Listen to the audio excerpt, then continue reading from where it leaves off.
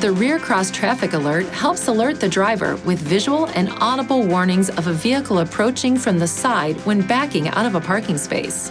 RCTA operates when the shift position is in reverse and the vehicle speed is less than approximately 5 miles per hour.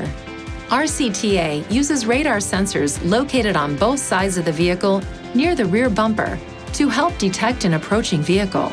If the radar detects an approaching vehicle from the side, a chime sounds and the BSW indicator light on the side of the approaching vehicle flashes.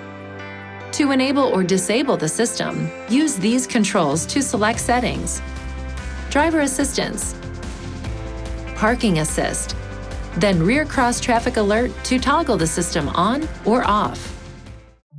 Please see your owner's manual for important safety information, system limitations, and additional operating and feature information.